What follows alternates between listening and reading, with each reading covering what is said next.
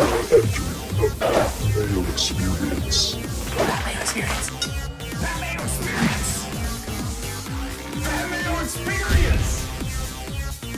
Experience. Welcome to the Pat Mayo Experience, Houston Open DraftKings picks and preview. If you hit the time codes, you can jump to all the areas that you want to for the show, including the odds and maybe some early bets towards the end of the show. But if you're here right now, there's something you can do to win some cash.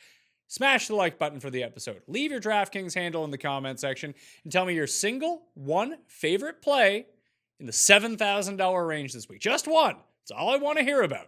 You're a draw for 20 DK bucks. You can also get into a draw for 20 DK bucks by leaving an audio review. I know a lot of you listen. I see the numbers out there. And if I want to get up on the iTunes charts and all of the podcast charts, I need some reviews. So if you've never done it, take the 30 seconds and maybe you can get into the, well, you will be in the draw for 20 DK bucks and maybe you'll win 20 DK bucks out of it. 5-star review after you subscribe to the audio podcast.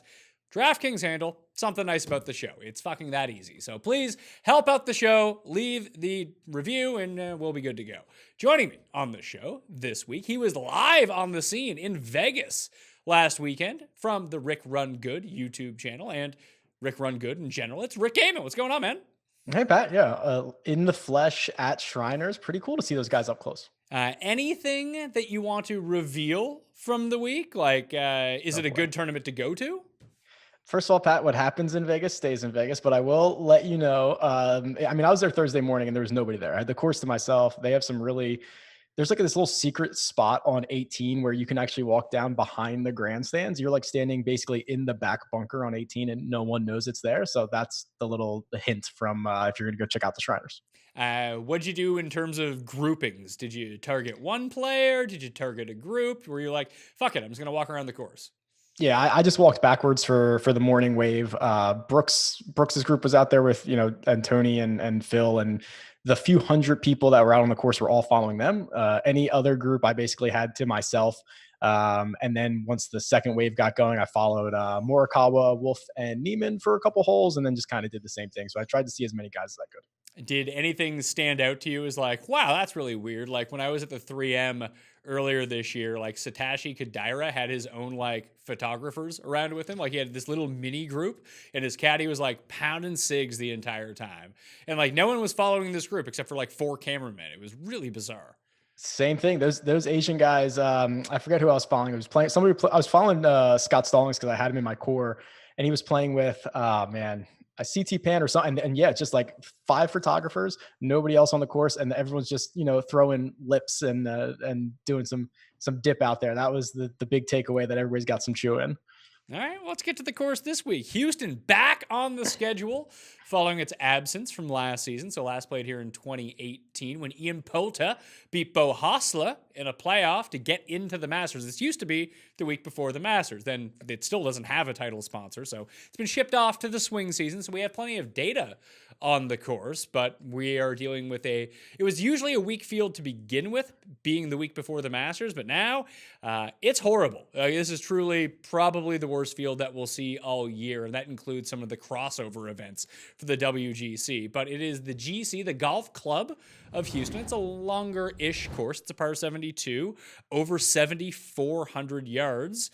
Bent grass greens, you can get a few eagles on the par 5s, but shockingly enough, like even when you go back and look at some of the former champions, whether it be DA Points or whether it be Jim Herman or even Russell Henley, you don't need to be able to get to the par 5s in 2. That's going to be a lot tougher. Almost like how Zach Johnson won the Masters that year, just never going for it in 2. I would say of all the courses, but definitely a top 3 course in going for it percentage and eagle rate probably means a whole lot less this week than it does most weeks. Yeah, I mean, this is interesting. We've seen, I think this is a very strategic course, especially off the tee. We've heard a lot of guys say, you have to dial it back. You have to hit 3 woods. You have to kind of be able to shape shots in different directions. I think this is actually going to challenge a lot of these guys off the tee. When I run my key stat model, like strokes gained off the tee kind of broke it. There's only 2 courses on tour where it off the tee is more important. So I think that's what I'm going to be leaning on this week. Yeah, did it have any sort of lean towards bomber versus accuracy guy? Because we've seen accuracy guys actually do a little bit better here, except for that one year JB Holmes stormed everyone.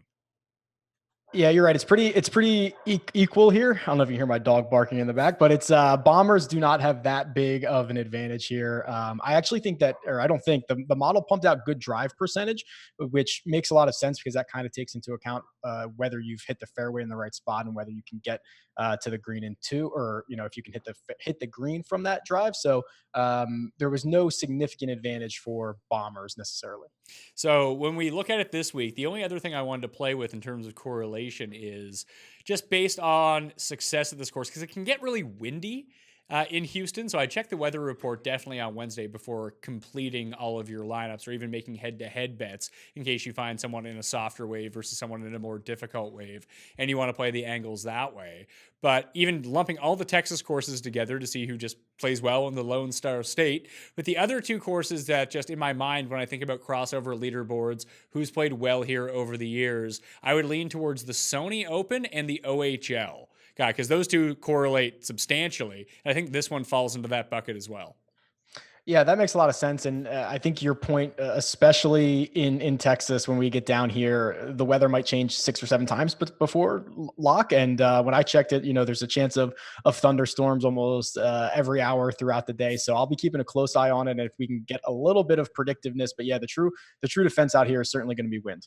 All right, let's jump into the 10K range on DraftKings. And like I said, it's not the greatest field in the world, yet for whatever reason, Henrik Stenson, who constantly plays this tournament, is going to be in Houston, and he is properly priced at $11,400. Becomes a bit trickier once you see the bottom end of everything to squeeze some of these guys in. The rest of the 10,000 guys, Champ, Harmon, Henley, and Berger. Henley has 5 straight top 10s at this course, including a win. Although he's been kind of, I don't want to say garbage recently, because he's actually churned out some decent performances, but it's been a lot of putting related, less ball striking from what I would like to see.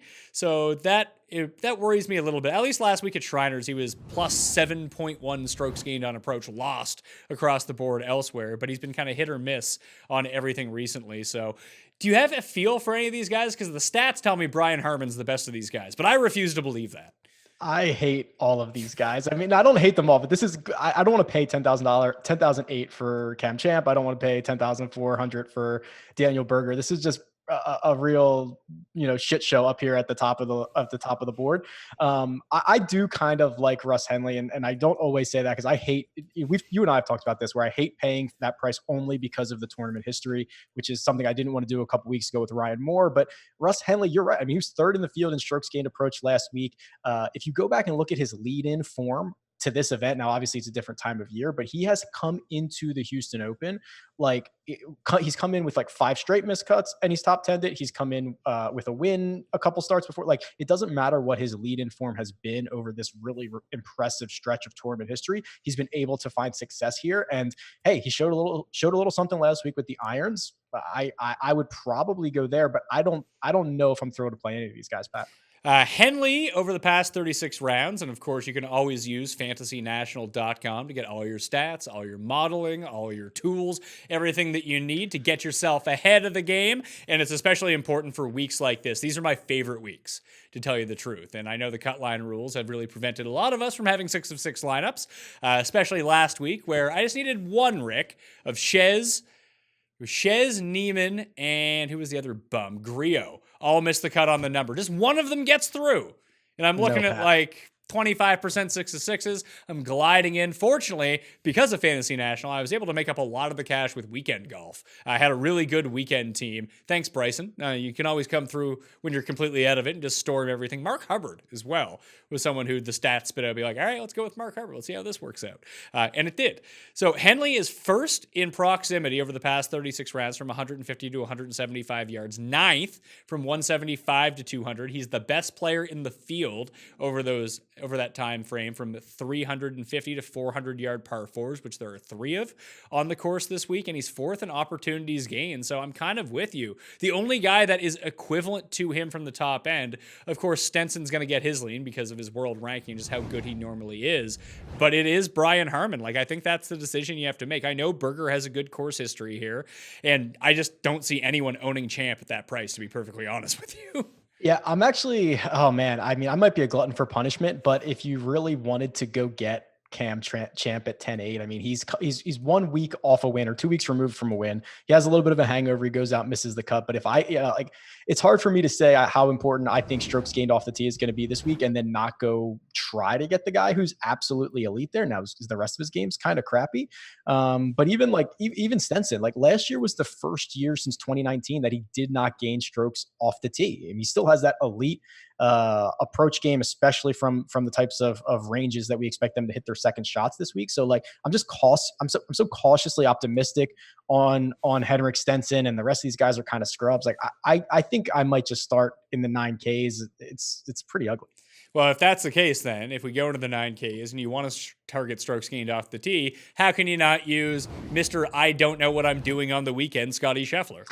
Okay, so I was going to cut you off there when you were talking about your weekend lineups, because I know you did not have Scotty Scheffler in it, who has now punted away for whatever reason Saturday and Sunday of like every start this year. It's unbelievable. He's like a completely different player, which could just be a coincidence. But this kid is clearly a stud. He's gonna find a way to win. I'm just a little bit concerned about what we've seen out of him on the weekends, but maybe it's just noise, Pat. Like, I don't know. Maybe it's just a coincidence that he's falling apart on Saturday and Sunday. And hey, he's back in Texas, so that's always a good thing for him, I would think. That's true. And he's one of these guys where we have such a small sample of data, and the sample that we have is still so good, even with the kind of the weekends that he's had. He's a legit stud. His world ranking was great even before he got his card at the beginning of the year. He was already like in the top 100. He's much better than the vast majority of this field. So if we look at strokes gained off the tee from just the swing season events so far, all 4 of them, the top 10 come out as Cameron Champ, number 1, Henry Higgs, number 2, who looks like world's biggest party animal after seeing him. Like, he just looks like a great time. He looks like a slightly younger Pat Perez. Yeah, he's like, you go hang out with that guy in Vegas and you're going to spend, a month there one night or something like that. He looks like a hell of a time. So Champ, Higgs, Harris English, Robbie Shelton, Martin Laird are the top 5. Then it's Berger, Zach Schucker, Scotty Scheffler, Munoz, Jason Duffner. And then we're looking at Boo Weekley, Doc Redmond, Carlos Ortiz, Chris Baker, and Matt Jones, former winner of this event. I was going to say Matt Jones is kind of interesting. He withdrew 2 weeks ago with that back injury, but completed all 4 rounds. What he finished last week, 28th or something like that. Past winner here, good ball striker. He would be someone that interests me for sure. So of the $9,000 guys, if it's not Scheffler, who I'm going to be using, who else catches your eye? Or would you, we just kind of glossed over Berger of the very top end guys. He is gaining a bunch of strokes off the tee. That's where he's doing his damage. Yeah, fifth in strokes gained off the tee last week. He's got really good results here in Houston, where he's rattled off 4 straight top 25s, and 2 of them are top 10s. He's got 6 straight cuts made, which I was trying to find the last time he made 6 straight cuts, and I just kept scrolling, trying to find where that was. But 9K is interesting. I don't think I'll go back to Denny McCarthy, who rode like 9 strokes putting last week to his top 10. But even someone like here's a name that, like, what about Keegan? If we're talking about ball strikers, we're talking about off the tee, we're talking about approach.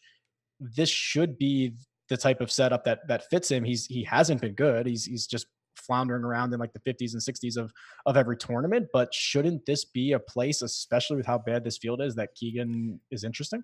I just worry that so far at the Greenbrier and the Shriners, he's made the cut both times, and he's been like actively bad off the tee and with his approaches, which is just so atypical of him. Yeah, if you're not going to get that part of it, you certainly are not going to expect him to make it up anywhere else. So I guess you're right. I mean, I'm not that interested.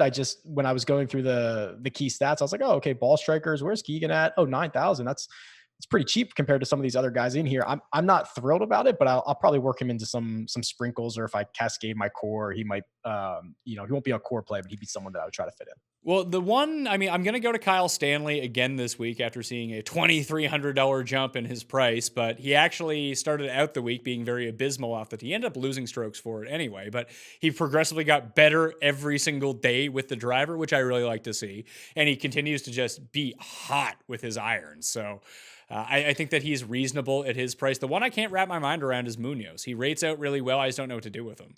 Yeah, I don't either. I kind of tend to stay away. I don't want to say it's been just a flash in the pan for him. He's been, great this swing season. I'm just a little worried about how he can consistently keep that going. I think I don't know if we have, I mean, it's very early in the week. We'll see what his ownership ends up being, but I might just invest in Scheffler or try to pivot to someone like a Keegan or even Matt. Like, I think Matt Jones would be a really fine play. Someone who's won here, someone who played well enough last week, and that if he burned you 2 weeks ago, you're certainly not playing him, and his ownership probably stays pretty low. So the 8K range then, it kicks off with Harris English, then Sam Ryder, Tringali, Bud Colley, Luke List, Bronson Burgoon, Bo Hostler, who lost in a playoff the last time it was contested here, Carlos Ortiz, Aaron Badley, Lanto Griffin at 8,000, and my main man, locking him in. I might go 100% of lineups with Xinju Zhang, Rick. He's my guy. I'm glad you said his name so that I did not have to. Playing really well. Did you know? I'm pretty sure it's the same guy who got kicked off like one of the Asian tours for cheating, right? Yeah. Like I like that, man. Go out and like try to find an edge for me somewhere. I'll roster a guy who's willing to, cheat a little bit for me and gain a little bit. Oh, he came through big time. Raza and I gave him out on the show. We just looked at the ball striking numbers. Like, this guy's pretty good. He was good on the Corn Ferry last season as well. I don't love the price, but I bet him at 75 to 1. He cashed his 7 to 1 top 20 ticket last week. I actually like him a lot. Yeah, I mean, I do too. I mean, he continues to show up. The ball striking is exactly the skill set that we would like. So yeah, I think you could do much worse. And quite frankly, Pat, like I hate a lot of price tags. So if you hate that one, like that's okay. They're all pretty bad. Cameron Tringali at 8,700 is a guy that, 100%. I got big notes on him, man. I mean, just like 7 top 25s in his last 11 starts. He's made all 3 cuts this year, and he absolutely figured it out off the tee. So you probably saw PGA Tour, I think, was tweeting this out where he's the most improved strokes gain total last year from the year previous. Strokes gain off the tee, and he had the biggest improvement in club head speed. It's translated to basically a full shot off the tee from basically 18 months ago to the last 6 months of last season. He's basically a shot better off the tee. That's a skill set that we're going to expect this week. He's again better than a lot of these guys in the field. And at $8,700, I'm probably locking him a lot of places. Yeah, the only other guy in the 8K range, along with Xinju Zhang and Cameron Tringali, is Harris English, who I don't like, but I continuously play, and he keeps coming through for me. So let's go back to the well. Why not?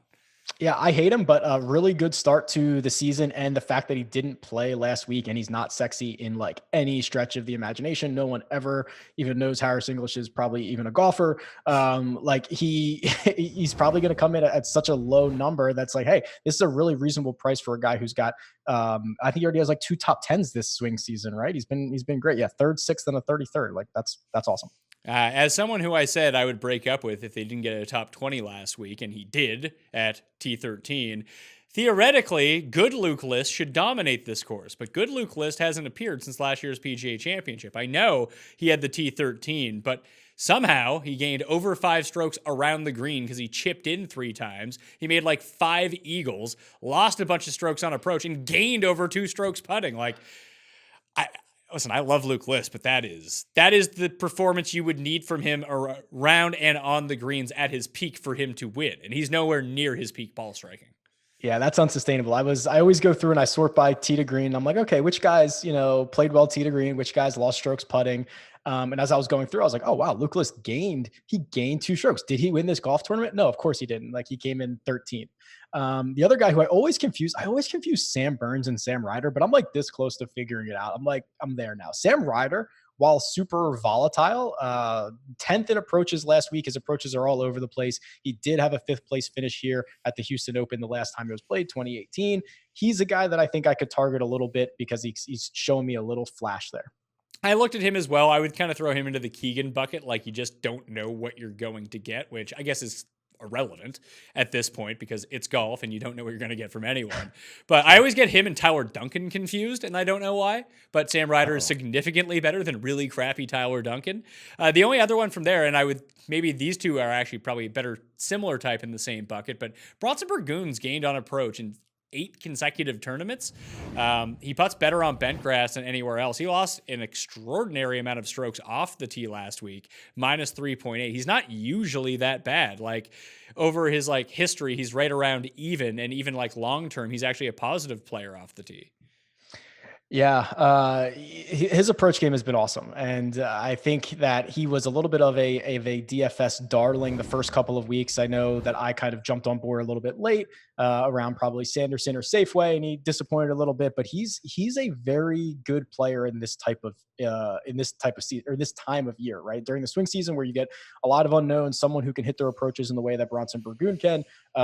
Yeah, I think that's a fairly good one. Lonto at 8K. It's not just the putter anymore. Ball striking has been improved the last 2 weeks, and he has 4 consecutive top 20s to start the year. I love him. Nothing to argue about. I've plugged him into cores. He's been great. He's got those top 20s. He's someone that yeah, just continues to put up numbers and DraftKings scoring, but his ownership never ever moves, and he just is like he's never like my first guy into my lineup. He's never the last guy into my lineup. But when I'm like, oh, I've got like an extra, and now he's 8,000 this week, but I'm like, oh, I got 7,000 I need to spend. Like, oh, Lonto, he's the guy. So after that, into the 7K range, again, if you want to get in the draw for 20 DK bucks, quick smash of the like button, DraftKings handle in the comment section, and your favorite play from this range. When we get to the end of this range, Rick, I'm going to ask you who your single favorite play is, because I have one, I think. We'll try to figure that out. But Robbie Shelton, you tweeted this out earlier, has been vastly improved off the tee after the beginning of the swing season. He comes in at $7,900. I'm going to play him, and I'm going to go back to my Texas guy, Party Marty Laird, $7,800. Wow. Okay. Yeah. I mean, spoiler alert, Shelton is probably my guy here. I mean, he's $7,900. I've got 15 measured tournaments on him. He lost strokes off the tee in the first 8 of those tournaments. And since then he's gained the last 7 every single tournament. So I don't know if something flipped the switch for him. He's been really, really good off the tee, which is something I think that we're going to need. He's having a really good start to the swing season. And he's another guy where you don't see his price really change all that much. Everyone's a little bit more expensive than they normally would, because this is almost like when I looked at this field the first time, Pat, I thought it was the Monday qualifier field. It was actually the PG, like it was actually the event field. I was like, oh shit. Like compared to the field, he's not as expensive as he probably should be. He's someone that I plug quite a bit. And then I don't know where else to go. I mean, Marty Laird's interesting. We talked about Harry Higgs, who is not only very good off the tee, he's also a pretty good on approaches. So all in all, he makes up a pretty good ball striker. Not a lot of data compared to some of the other guys, but this is a spot where I'm either going to go for recent form, someone like Richie Warinsky, who's having a good start to a swing season, or just find one strong skill set that I can back. How about a guy at $7,400 whose ball striking is somewhat returning, has had success in Texas in the past, multiple-time PGA Tour winner, Brendan Steele?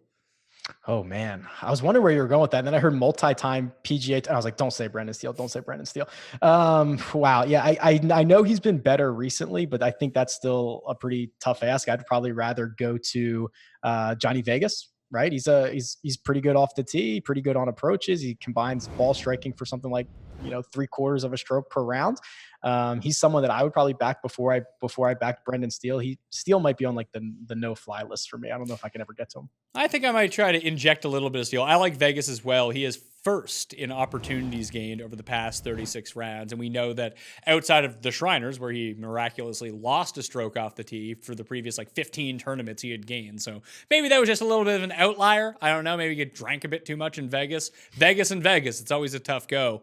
The other guys from the bottom, I actually really like the bottom of this tier of the 7,000. So I have Matt Every, who I like, Doc Redman, who I really like a lot, Mark Hubba Hubbard, $7,100. He's turning into one of my new guys. I like Mark Hubbard. This guy is great on approaches. Just make a few putts, Mark, and we're going to be all good. And then Duffner at $7,000. Just make a few putts, man. Not even all of them. Just don't miss as many as you normally do. And you're right in this. Yeah, it's been so bad for him. Doc Redman's really interesting. He's gains nearly a stroke on approaches per round. He's great off the tee. We've seen him compete in the biggest fields. So when you get to somewhere like this, you'd think you'd have a little bit of a leg up. I always double click. I'm always like, oh, what's Sepp Straka up to? He's pretty good off the missing tee and cuts on approaches. Is what he's up to. 4 in a row. It's unbelievable. The guy cannot figure it out. He's so bad. But I like your Mark Hubbard. Little what'd you call him? Hubba Hubbard? That's not only is it a good nickname, he's actually got the stats and the results to back it up. All right, so that's a real deep cut, the Hubba Hubbard. I don't even know if I can say this on the show without it being edited out, but there was a YouTube video from a while ago, from like basically the beginning of YouTube that I remember got circulated around. And I think it may have been a fake, so it's okay. But it was about this weird couple that met on the internet in Texas, and one of them owned a miniature horse, and then they'd both have sex with the miniature horse, and that was like the bonding part of their relationship. It was really weird, but they referred to the sound that the donkey would make or the miniature horse would make as a hubba hubba, and it was the weirdest thing in the world. Wow, that is that is super deep. Yeah, okay. It's good to know the origin story of that. So, okay, I will. I wonder if that's video still got to be on the internet somewhere. Somewhere. It's not as, it's more hilarious than anything. Like, it's not graphic or anything like that. It's just because it's just them talking about it, and they're so casual. It's like it has to be a bit. Like, it has to be. Right. Yeah. It's. I hope it is. That's good though. Okay. Good to know that. However, Mark Hubba Hubbard, why don't you go out and win this tournament at $7,100? I'd be fine with that. I'm not going to lie to you. So yeah, I do think my favorite in this range, now that we're at the end of it, is Doc Redman. Shockingly enough, Bent is the one surface where he's not completely abysmal. So maybe he can just like lose a stroke on the greens this week instead of 7, and all of a sudden he's looking great. Yeah, I really like Doc. He's probably second behind Robbie Shelton to me. It's probably Shelton, then Doc, and then maybe someone like Johnny Vegas. But all three of them, I'd pretty much be happy to play. I don't know how many I'll have to, depending on roster construction. But yeah, they open up a lot of opportunity, and I'm not too worried about any of them. So Harry Higgs, 13th off the tee over the past 36 rounds, second in par 4 scoring from 450 to 500 yards. And that's where all the hard holes are. The teeth of this course, unless you just randomly hit into the water, are in that range. So that's actually kind of interesting on Harry Higgs. He had a really good first round at the Shriners, then gagged it away. He's another one who stupidly missed the cut for me. But even if you look at like the key proximity ranges, 150 to 175, 175 to 200, he's top 20 over that time in both of those stats as well. So maybe it is a week to go back to Harry Higgs, but Brendan Steele's right there. Well, I'll tell you what on Higgs. I mean, he's got 4 starts this year. He's gained strokes off the tee in all of them. Last week was the first week he did not gain on approaches, and he lost like 3.6, which is a ton. Then he's alternated. This is what I always love to do, Pat. The alternating. He gained strokes putting in his first start, then lost it, then gained them, then lost it. So he has to, by the rule of this alternating strategy that I have, he has to gain strokes putting this week. So he's probably going to win the golf tournament. All right, so star next to his name. right above them, they're like, do we go back to Andrew Landry, who's been a real mixed bag? You see it, and you see why people like him, and then you're like, oh, God, I rostered Andrew Landry. This is horrible. It's all going terrible. But then you have, like, Beauregard and Tom Lewis right there, too, who, by, like, actual, are these guys good? They are really good. Like official world golf rankings, those guys are a lot better than the rest of them. Although Beauregard, I mean, I know he plays all over the place and it's kind of hard to compare, but what has he done since that match play where he kind of jumped onto everybody's radar? I know he's got a couple of top 15 since then, but I was perusing his results earlier and I didn't think they were all that great. I think Tom Lewis is a bit of a better player. But Andrew Landry is like, oh my God, he looks like the best golfer on the planet 1 or 2 rounds at a time. And then he immediately follows that up with being the worst golfer on the planet. It's unbelievably frustrating. I've kind of just relegated him to showdown situations because he can look so good for 18 holes at a time, but can't seem to put it together. So I don't know. I like Andrew Landry's skill set. I sprinkle him here and there, but I mostly use him in showdowns. All right, so $6,000 range. It kicks off actually, you can kick it off with, let's see, Grayson's up there, who's been abysmal. Ryan Almail, Johnson Wagner, course history guy. He's at $6,900. Then you have like Trahan, who's ball striking really well, can't putt. Yeah. The one I'm really interested in, like, I'll probably go to the Gooch. I might go to Bo Hogg, who's been okay. But the Gim Reaper, $6,800. There's a Texas guy for you. He's not playing well, but like actual upside, he's quite good. Yeah, he is. There's some names down here that are like, I don't even know how to put them into the computer here. But DJ Trahan, you mentioned, was one that popped up for me because he is such a good ball striker and he can't putt. But I mean, I live on team no putt. That's basically everybody that I ever roster. You mentioned earlier, Zach, is it Suker? I don't even know what his name is, but really good off the tee, really good on approaches. He's got 2 top 25s in the 2 starts that he's made this swing season. He's probably where I'd start plugging some of these in and open up some of that flexibility if I want to go get someone over 10,000. Yeah, of course. He is the first starter that I made down there. He rates out 5th in the statistical model over the past 36 rounds. I've been betting him top 20. He cashed one of them. And, when you're Zach Sucker, you're paying long odds. So that's good enough. So I like him as well. And just even for some more context, he's top 10 off the tee so far over the past 36 rounds. He's 9th on short par 4s. He's 4th in long par 4s. And he's not a great putter, but he's not like a disaster on the greens either, which that's good enough for me if you're going to ball strike it. Yeah, and these I don't remember these greens being that difficult. I thought these were like super easy greens where every putt was straight. Maybe I'm confused. No, they are. Yeah, but the weird thing is like it has the easiest one putt percentage inside 10 feet of any course on tour.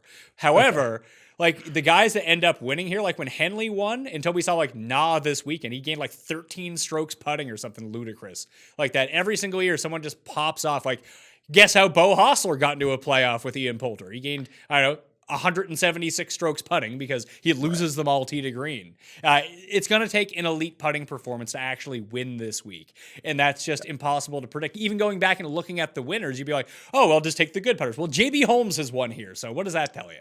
Yeah, you can't do that. There was someone else down here at 6,000. What about, I had a little note next to Scott Harrington. He does the things okay that we would want him to. He gets off the tee, he hits his approach as well. I think he's made, he's got 2 top 25s already in the swing season. I wouldn't be thrilled to play him, but I think you could do, much worse compared to some of these other guys at 69. I mean, the only thing I really know about Scott Harrington is I believe he won one of the playoff Corn Ferry events, or he won the one right before that, or he was in contention or something. I remember just watching him to try to get his card. He putts better on bent than anywhere else. Yeah, he's gained ball striking in every one of the tournaments. Yeah, I can get on board with that. He seems fine. Star next to his name, $6,900. If we go down to the very bottom, there's a guy down here. What the hell is his name? Braden Bailey. Plays on the Mackenzie Tour. He's a Baylor product, finance major. I looked into this guy. I was like, yeah, you're deep into the player profile. Who the hell is this guy? He's the min. He's $6,000. Now, normally, unless you're Chase Koepka and you went full Chase Koepka on the weekend, you completely stay away from these guys. But realistically, if you're a $6,000 player on this field, if they priced you at $7,300, you really wouldn't be able to tell the difference because everyone kind of reeks.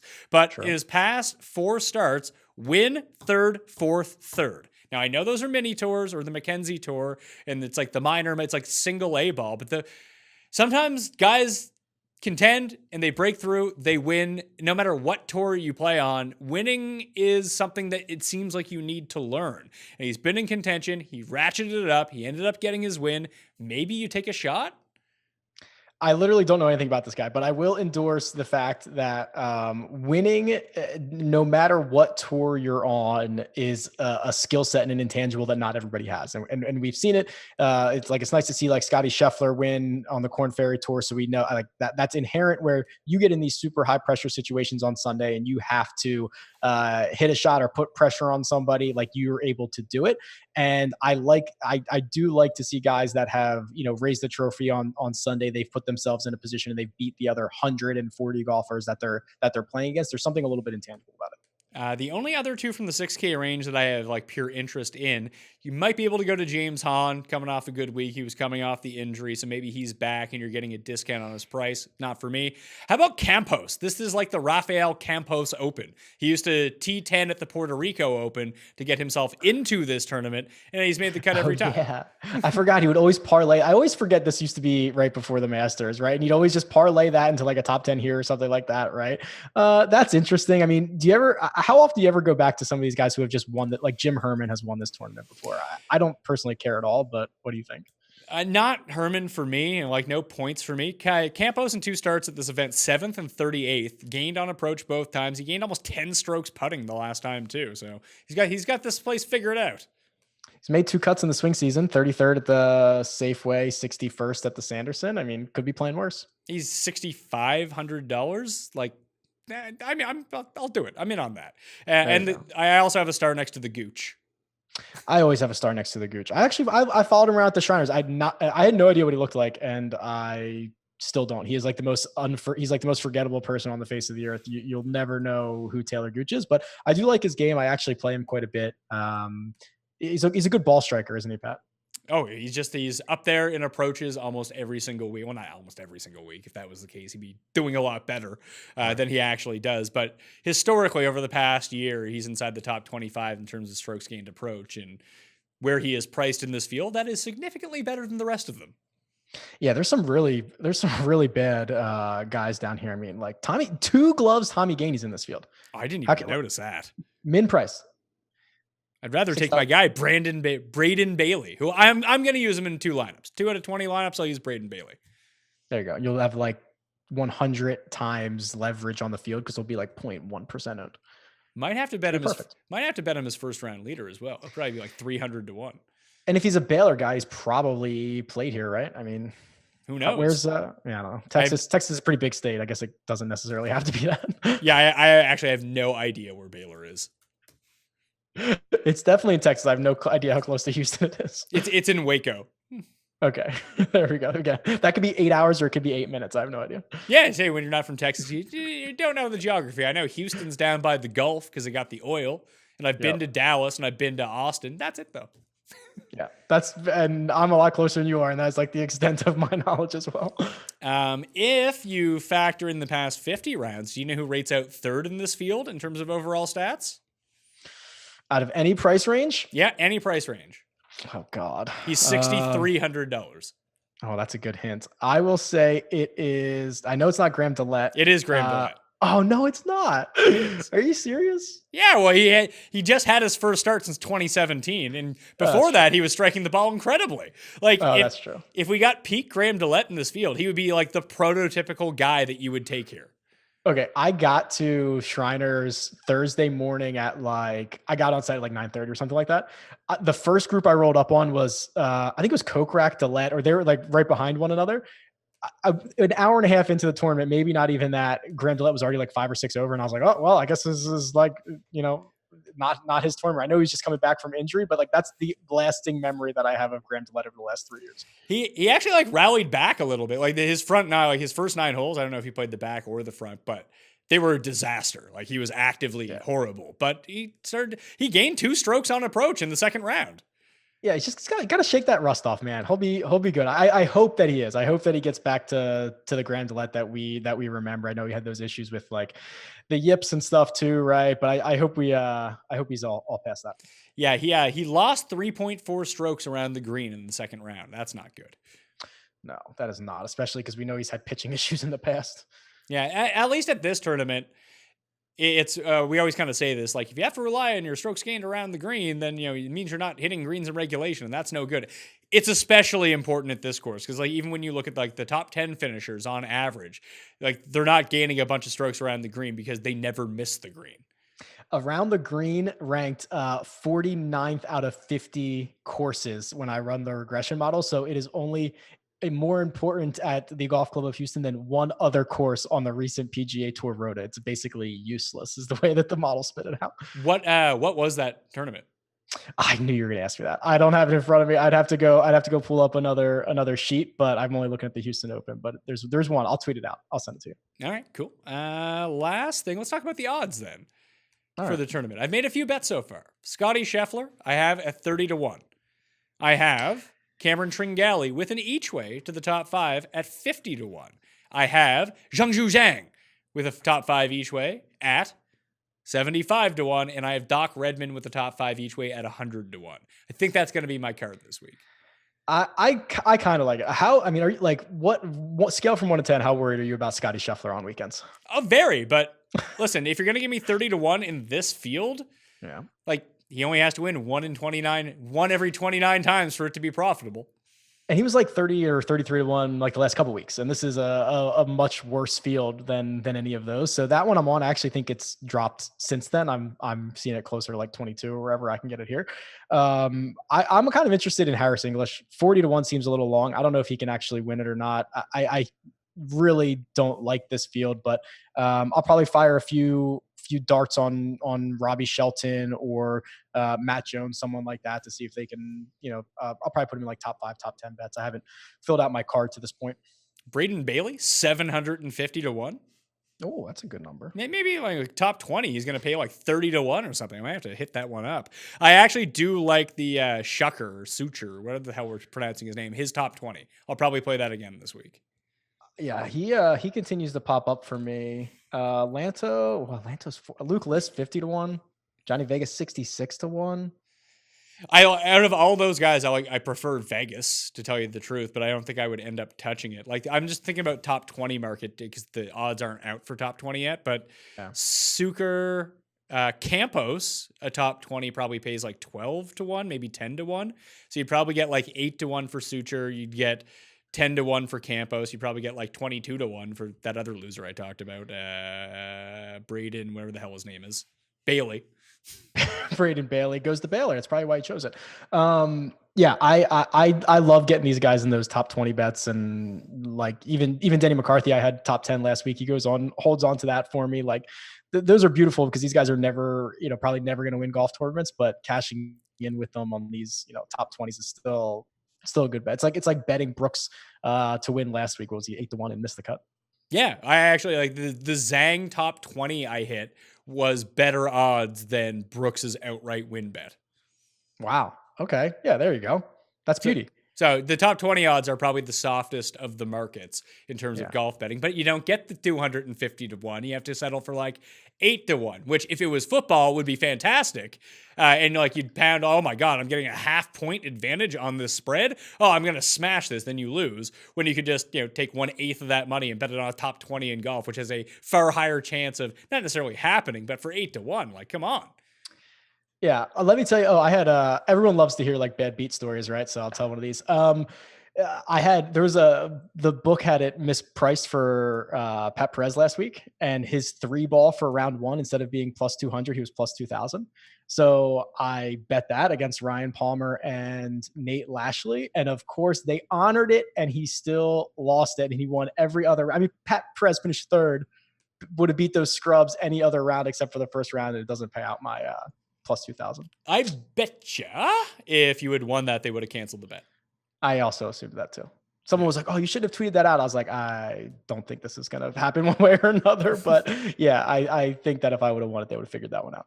Last thing before we get out of here, I wanted to briefly chat about it. The news came out this morning from NBC and the PGA Tour that at the Players' Championship in 2020, you will be able to see every single shot of any player you choose, Rick.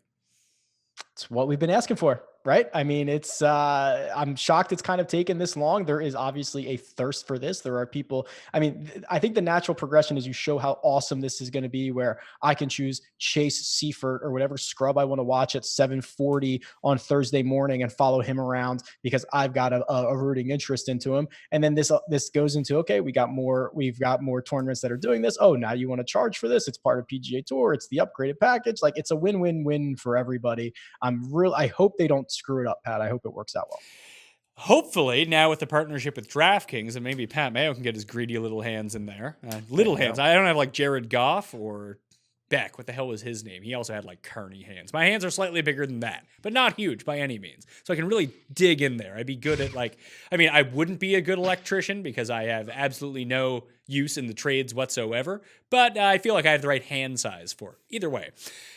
If we can get DraftKings to do some sort of partnership with NBC and the PGA Tour, that you can insert your lineups or insert your core of golfers, and then you can get like the 8 boxes going at one time if you really want to follow your preferred 8 golfers around, that it's not like you have to watch this one, then open up a new window and watch this one. That if they can just do it sort of like NFL Ticket, direct TV style, where you can like quad box your screen, like that is next level. That is serious business. I kind of already do that. Well, not with the video, but with the shot link, right? I'll open up 8 windows and I'll have my 8 guys. And I'm sure someone out there, someone listening has a better way for me to do this where I can do. Do you? Yeah. You got to go to the Fantasy National secret room that's not publicized. Oh, see, people have to let me know what the secrets are. I don't know any of the secrets. I rarely give it out. I'll email you. A lot of the viewers out there, they've picked it up in the past, but it's a secret room. It's nice. It's there. It's always been there, but you can go check it out. It's just hard to find. It's like an Easter egg for the site. See, I knew people out there were doing this way better than I was, where I've got, all my shot link information up there and I'm just like scanning through. Oh, he's about to hit his next shot. Oh, he's about to do this. And I can track my guys that way. But yeah, I bet you, okay, so that exists. And I bet you there's other ways too. Someone email me or someone tweet me all the cool ways that you follow along with your golfers. So if you've watched this far into the show, then obviously you've made it through like miniature horse sex and you just learned about the secret room and everything like that. If the next key to this, besides getting like the boxes for everything at the Players Championship, you need to petition to the PGA and just bring it up. I mean, just tweet at the PGA Tour. You can include me in the tweet because that would be very nice. Include DraftKings in the tweet. That not only do you want to be able to see the player by player, which we're going to get for the Players Championship, you want potentially Rick and I, and maybe we'll throw Feinberg into that mix too, that will have one dedicated feed that will be Golf Red Zone for that day. How awesome would that be? I've got goosebumps. Yeah, that is literally the dream come true. Let's do it. We'll fire it up and we'll rock it out. That'd be awesome. Yeah, so we'll basically deem what's important to the viewers who are playing on DraftKings or making their bets. Right. And it's not hard to do. All you need to do is go to the tournament, sort by ownership percentage, and figure out who people are sweating. We'll actually do a real cut line. We'll have all the viz. It will be amazing. Yeah, right. Who are the highest owned golfers just inside or just outside the cut? Let's go to them. Let's see how everyone's going to cry when Gary Woodland misses this putt on 18. I've been there. Yeah, it'd be absolutely awesome. And we can do a better job of predicting the cut line than anything that I see on every telecast, which is absolutely brutal. Yeah, they were actually better at it at the Shriners this week. I was only listening to it on the radio, and they were like, because it was locked in at like -3 for the longest time, but it was very clearly not staying at -3. Right. And one of the commentators was just like, I could see this getting to -5 based on the way this is playing. And the other guys were like, what are you talking about? It's -3. He's like, no, just wait for it to come out. And what happened? Yeah. It ended up at -5. Right. The fact that there's still guys on the course and that they're playing all the easy holes, it's like just a little math problem you have to figure out. Yeah, it's not super duper difficult. Like it can come down to one or two guys, then it's a bit different. Like it can just be a coin flip once it gets to that point. But it was very clearly not staying at -3. I'm always in the dilemma where it's like, oh, okay, if this one guy makes it, it's going to knock out like these 2 or 3 other guys. So now I'm like actively rooting against, like, that's my favorite type of sweat, trying to figure out which side of this I actually want to root for. Yeah. Well, sometimes like last week I was good sacrificing my 2 guys to the cut line. And this has happened a few times and it always works in reverse too. It's like, listen, I'll sacrifice these 2 guys if I can just get through, because I'll have so many 6 of 6s if this guy gets through and it takes out all this chalk at the number below. That guy never ends up doing it. He just makes the cut bigger. No, it never works. It never works. Terrible. All right, Rick, tell everyone what you got on the go. I get a lot of notifications from your podcast in my iTunes feed these days. You got a lot on the go. That's a good sign. I'm glad that notification works. Yeah. Just trying to do as much content as possible. DFS added some showdown tools. So trying to do some more showdown content, just really getting my hands, to your point, Pat, in it deep as much as possible. And it's, at Rick Run Good YouTube channel, at Rick Run Good on Twitter. It's all there. I'll shoot it out. All right. You can follow me at the PME on Twitter, Facebook, and Instagram. I told you about the giveaways. I told you about how much subscribing and rating on iTunes really does help, especially if you're in Germany. I'm moving up the charts in Germany. I'm number 3, Rick. That if you're German out there and watching, like seriously, go leave an iTunes review. Even like if 3 of you do it, I might get pushed to number 1 in fantasy sports. And I'd like to hang that. Pat Mayo, just like David Hasselhoff, big in Germany. It would be wow. You should start like really, like pandering to that. Like you could have like the Das Boots on the table. You could like take sips out of it. All that. You could really be like the guy in Germany, Pat. Maybe it's just my love for Martin Keimer over the years. I don't know. That might do it. Yeah, it could be it. Maybe. I mean, I'm not a big like Marcel Siem type guy, but I'll get back on Martin Keimer once his game starts to ramp back into form. We'll end up seeing. I know that every time that Raza's on, he hypes up Maximilian Keifer, who is, I don't even know if he's German or not, but he's not good because every time I use him, he misses the cut by 20 strokes. Anyway, that will do it for the Pat Mayo experience. If you're looking for my betting cheat sheet, it'll be up on my Facebook page on Wednesday. If you're looking for the DraftKings cheat sheet, it'll be up on dkplaybook.com on Tuesday afternoon. And that'll do it. Good luck at the Houston Open trying to figure out the scrub field. If you become a member at Fantasy National, you might have an easier time. So go do that now, all right? Pat Mayo. I'll see you next time. Pat Mayo Experience! Experience!